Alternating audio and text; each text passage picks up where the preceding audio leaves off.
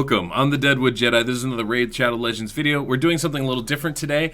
Today I'm talking about how to solo Spider. I had a couple clanmates, JeezusKrysteGaming and Pop, that were able to successfully solo Spider using Tyrant. So I'm going to show you that. I'm going to show you the build. I'm going to show you how I do the run. And this, I think, is going to be really useful for me. Being able to level up your champions while you're farming is just a much more efficient way than trying to level them up through things like campaign and whatnot. So overall, I'm really excited to be able to do this. I farm Spider almost every single day. It's the easiest way to get silver, and I'm constantly running through it. And so this is a great way for me to continue to do that while also leveling up the champions that I'm pulling, which I'm doing pretty much every other week these days. So I'm really looking forward to being able to show this to you guys. My build is not quite 100%. I would like to say it is. I haven't seen it fail yet, but I'm not convinced it's 100%. We get kind of low sometimes, but almost always it works and pretty well. And obviously the stats that I have, you can bump those up to really get yourself to that close to 100% mark.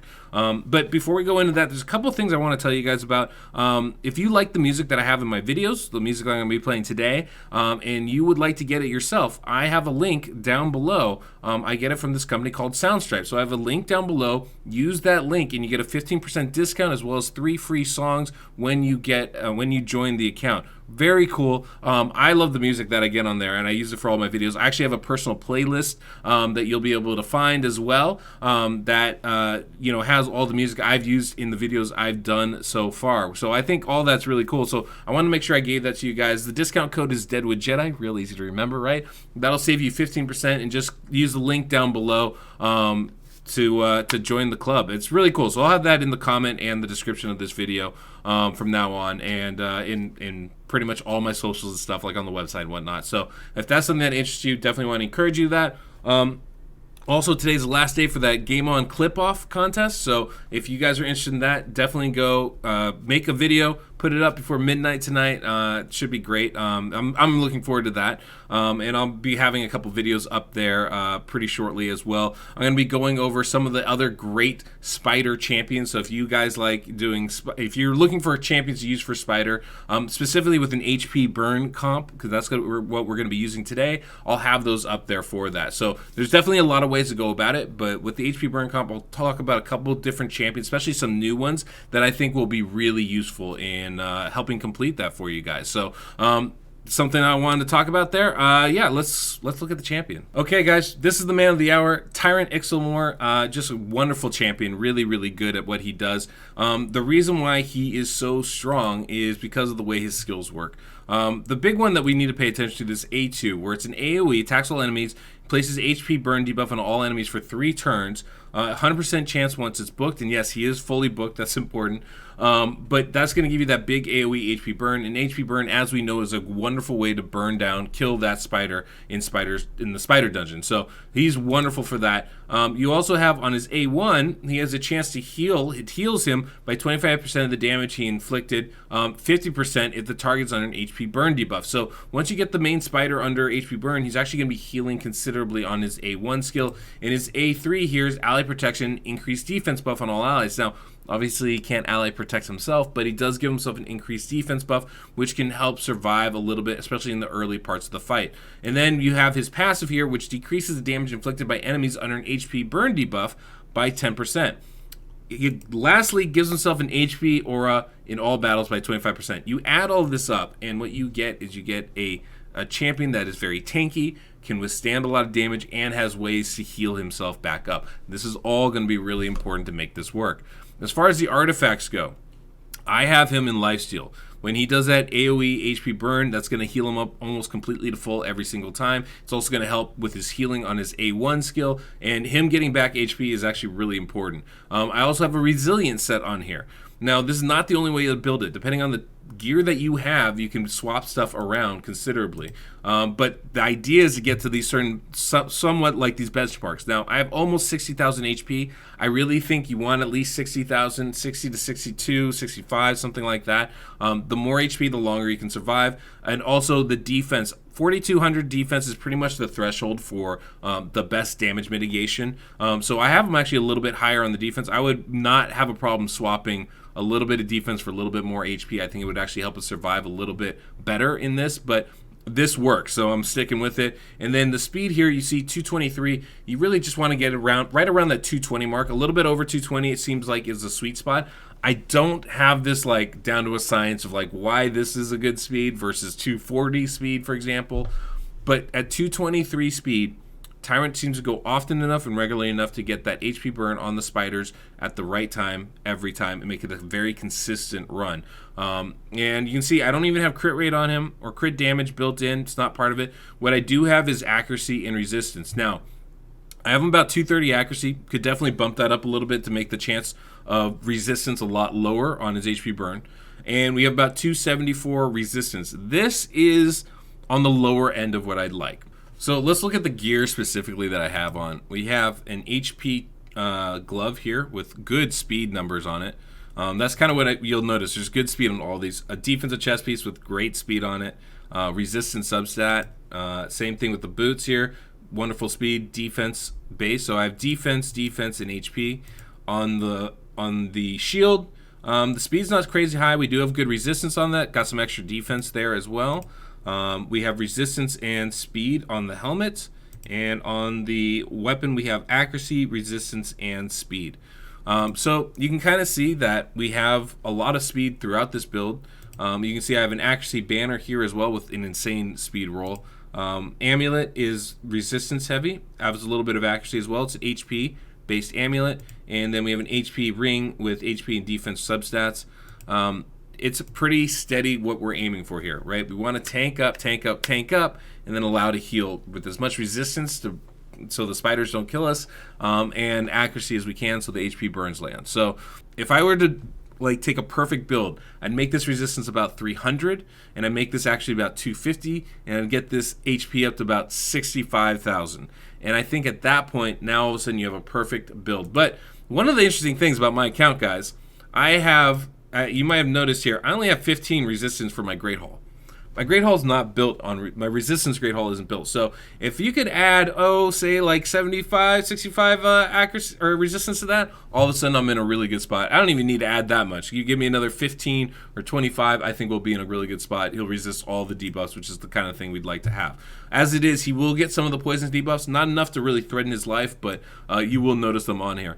Now, the masteries, I feel like there's lots of ways you can actually do this.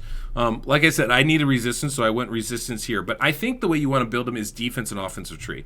Offensive tree so you can really benefit from all the damage being done, right? So that his lifesteal is healing more. That's going to be really, really important. And then defensive tree obviously is going to be pretty crucial as well, just to help make sure that he can stay alive a little bit. It's also going to help with the healing. So the things that we're going to want to be looking at here, just let me adjust this really quickly. Sorry, guys. So the things we're going to want to be looking at here are this rejuvenation, right? That's going to be a really important skill. It's going to help the healing that we get every time. So that's going to be really useful, I think. We also want to look at here. We also want to look at timely delay death is going to help us with the big AoEs from the boss, right? This is going to actually, the shadow heal I think can help us when the spider heals up, when they take out the spiderlings, so that'll help us a little bit. And then retribution will get to counterattack occasionally.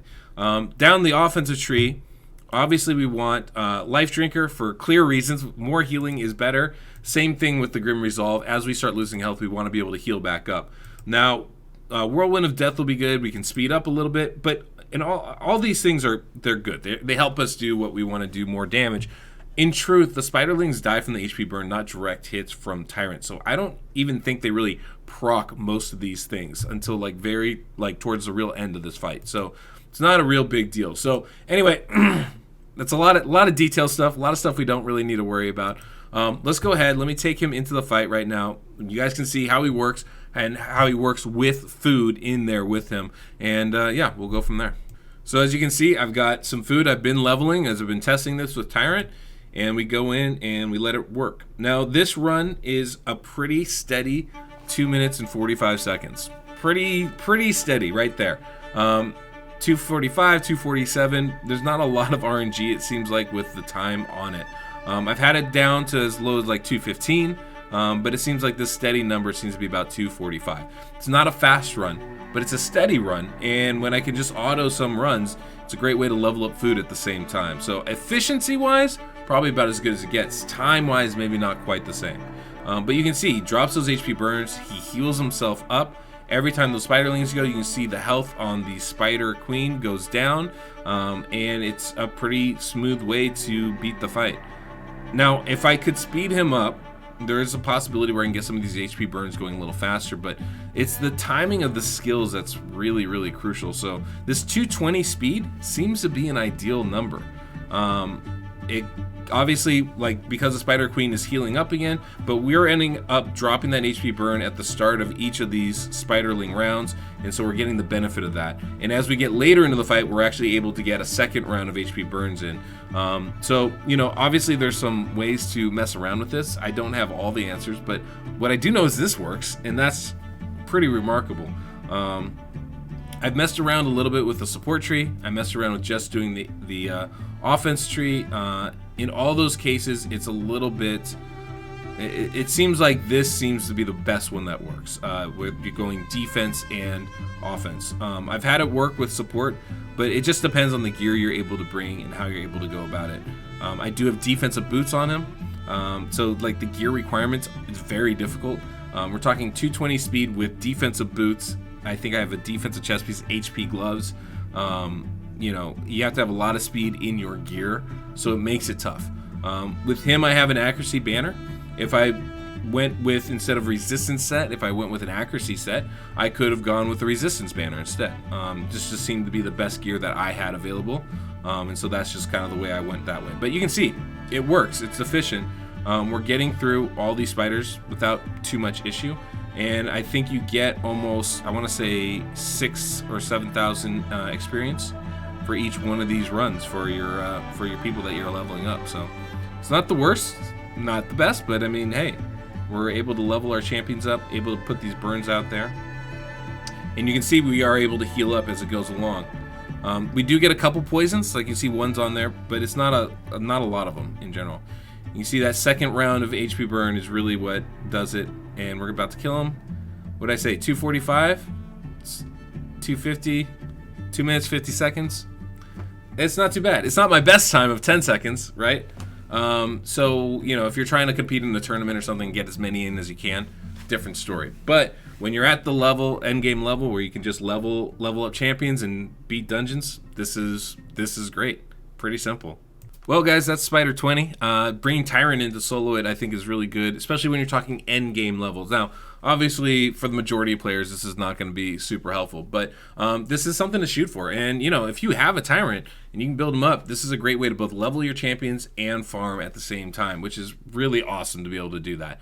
It's not necessarily my preferred method all the time. I find time to be way more important for me, but this is great. You know what I mean? Like, being able to do both at the same time. When you click your auto battles, it doesn't really matter how fast you go, it's going to get done. Or if you use an auto clicker over the sleep time, you know, that's a great way to do it too. It doesn't matter if you're taking a 3-minute attack or a 10-second attack, you have the same amount of energy that you're spending, and this way you can at least level up your champions while you're doing it. So I think this is really good. Hopefully it's helpful for you guys. I will have a game on video out. I'll have the link down below. It just talks about some of the champions that you can bring. Maybe you don't have a Tyrant, maybe you can't solo it. Totally get that. But if you do use an HP burn strategy, these are some other champions that you might be interested in. I think that would be really helpful to helping you stay alive or be more successful. So I want to kind of highlight some of those other support champions that maybe you hadn't thought of or are considering that I think are extremely good for it. So anyway, I want to point that out for you guys. Hopefully this has been helpful, and yeah, until next we meet, I'm the Deadwood Jedi.